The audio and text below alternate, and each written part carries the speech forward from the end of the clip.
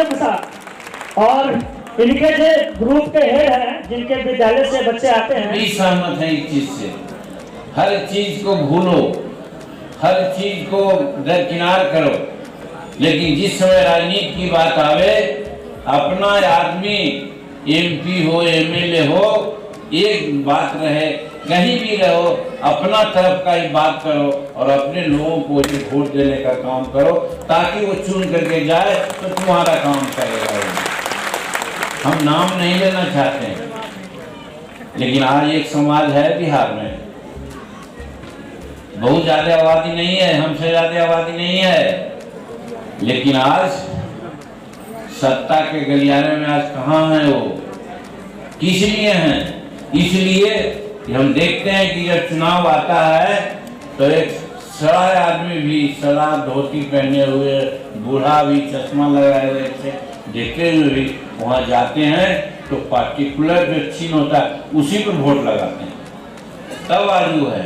तो हमारा समाज को भी जहाँ भी रहे, जैसे भी रहे, अगर कोई पार्टी है, वैसे कभी हिंदुस्तानी अवाम मोर्चा सेकुलर ही है, कभी है बनाने का कोई काम किया था, हंसते थे लोग, कहते थे जीठन मांझी बनाया हिंदुस्तानी अवाम मोर्चा, चलेगा चलेगा, चारों दिन नहीं चलेगा। तो 15 से लेकर आज 22 हो गया, चल तो रहा ही है, 4-5 लोग विधायक हो गए भी और एमएलए एमपी भी दूसरे ही पार्टी से ही सही, लेकिन है। तो कहने का मेरा मतलब है कि हम आगे बढ़ सकते हैं अगर इसको बढ़ाने का काम आप करें तो। आज साथियों, मैं आप सबको कहना चाहता हूं कि हम सबको अब एक हो जाना चाहिए। हम हो गए हैं, जितने भी साथी हैं सबको मिलजुल करके किसी को भी लीड करना होगा। एक नारायण मांझी, राम स्नेही मांझी, जिनको समाज में बहुत सारे लोग नहीं जानते हैं बाहर, इन्होंने एक पहल किया है, सब पहल कर रहे हैं। आपका क्रांति, विनोद क्रांति हैं, आपके गोपाल जी हैं, सब देखिए अलग संगठन चला रहे हैं, पटना के लोग हैं वो अलग संगठन चला रहे हैं। मेरी सबसे बात होती है, सबके साथ मेरा डायलॉग होता है, मैं चाहता हूं सब मिल करके एक नया संगठन का स्वरूप दीजिए, एक मदर संगठन जिसको कहते हैं। सब संगठनों से मिल के एक संगठन बनता है जिसको मदर संगठन कहते हैं, उस मदर संगठन को हम लोग को करना चाहिए। मैं ज्यादा समय नहीं लेते हुए मैं इतिहास के कुछ बातों को बताना चाहता हूं आपको, बहुत ज्यादा दिन की बात नहीं है। आप जब संगठन, जब जनगणना होने की बात आई थी 1901 में, उस समय रिजले जो थे वो ऐसे जातियों और समूहों को चिन्हित करने लगे।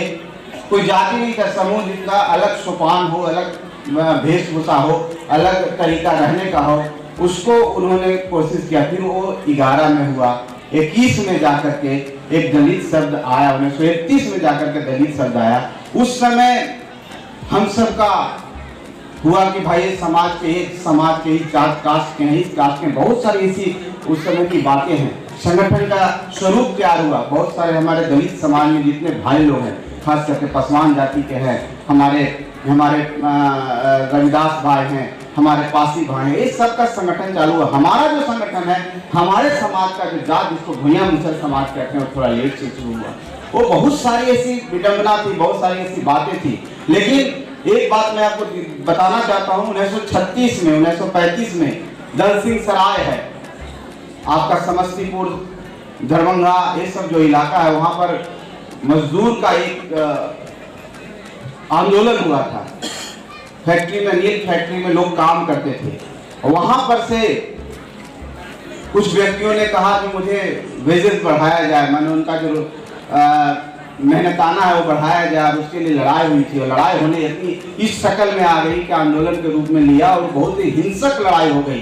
उसको लीड करने वाले हमारे संत राम, जिनको हम कहते हैं संत भगत, उनका नाम संत भगत नाम था, संत कुमार भगत कुछ नाम था उनका, वो नेपाल की तराई के रहने वाले थे। एक हमारी बहन उस समय थी कमलावती थी, जो बेलसंड की रहने वाली थी। ये दो ऐसे व्यक्ति, उस समय भी वीरांगना थी कमलावती, जो अंग्रेजों से लड़ाई लड़कर, जमींदारों से लड़ाई लड़ करके अपनी आंदोलन को लीड की थी और आंदोलन को जीतने का काम की थी। इतिहास में है, गवर्नमेंट ऑफ इंडिया एक्ट पढ़ेंगे, जो सेटलमेंट हमारा आती है, दस्तावेज है, उसमें उनका नाम है, आप पढ़ें। बहुत ज्यादा दूर के रहने वाले नहीं है। एक पेटवा या पूर्वा गांव है बेलसरी प्रखंड समस्तीपुर के जगह का, वहां की कमलावती रहने वाली थी, मुनेर भुइयां की बेटी थी और संत राम जी उर्फ दादा भी उनको बोला जाता था। एक दो व्यक्ति का नाम उस समय आता है जो आज इतिहास में, लेकिन बाद में हमारा समाज कोई याद नहीं करता उनको।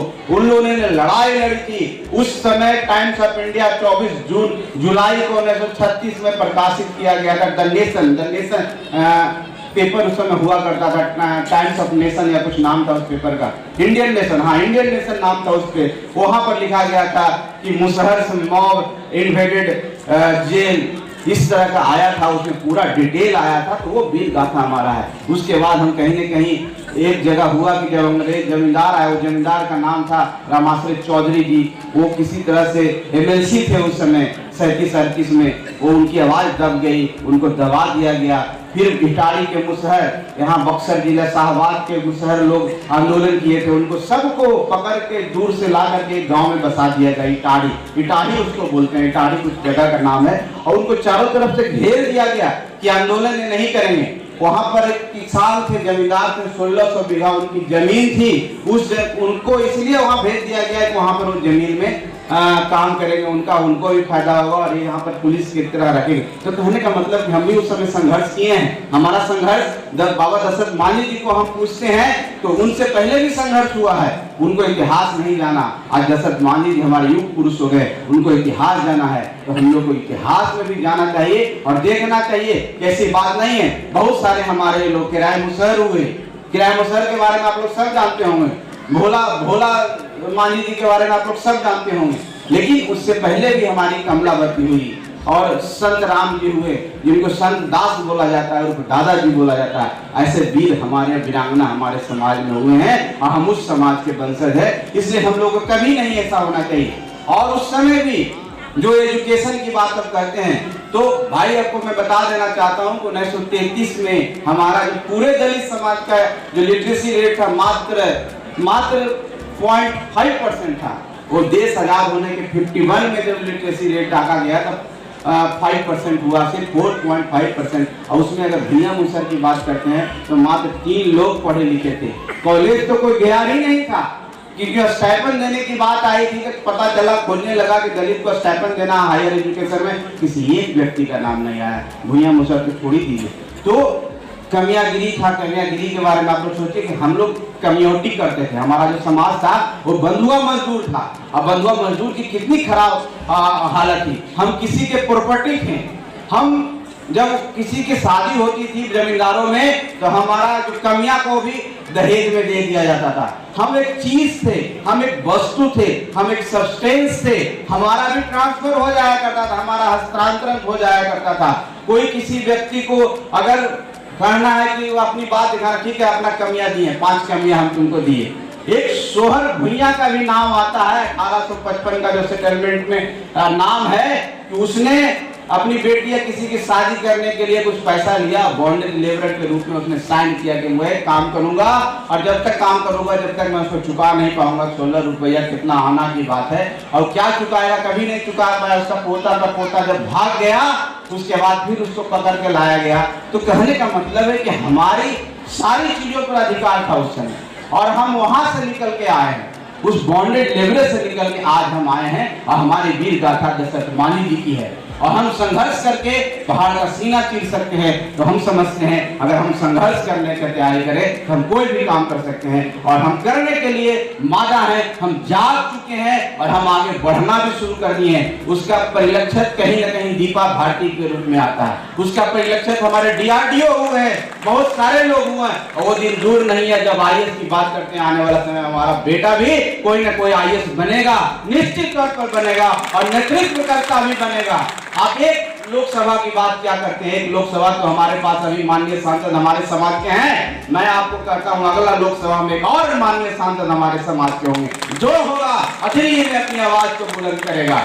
मैं कहता हूं कि किसी भी विचारधारा को मानिए, किसी के साथ रहिए, लेकिन एक को होकर देखिए। आपके पास संख्या है, आपके पास जनसंख्या है, आपके पास इतनी संख्या है कि विचारधारा नहीं धारा को बदल सकते हैं। एक हो जाइएगा। क्योंकि बिहार में गया में ही देखिए जहां के आप रहने वाले हैं, आसपास इलाकों में देखिए, हमारे पास पूरे विधानसभा का लिस्ट है। जातीय जनगणना, जातीय समीकरण, सारी चीज है। हम लोग जब देखते हैं तो लगता है कि हम लोग को 60% जीतना चाहिए, क्यों नहीं जीत पाते हैं? कहीं न कहीं विचारों में मतभेद है, कहीं न कहीं हम में कमी है कि हम लोगों को इकट्ठा नहीं कर पाते हैं। लेकिन साथियों, ये लड़ाई अब आप सबकी लड़ाई है, एक की लड़ाई नहीं है, क्योंकि हम जिनका पुण्यतिथि आज मना रहे हैं वो एक आदर्श हैं, एक आइकॉन हैं। समाज, पूरे समाज को, देश दुनिया को इन्होंने दिशा दी है, एक धारा बताया है, और उस धारा पर चलने का सबसे पहला हम लोग का हक बनता है। इसलिए हम लोग आज एक होने का शपथ में आज के दिन में हर स्तर पर अपने आप को आगे बढ़ाएं, चाहे शिक्षा के स्तर पर हो,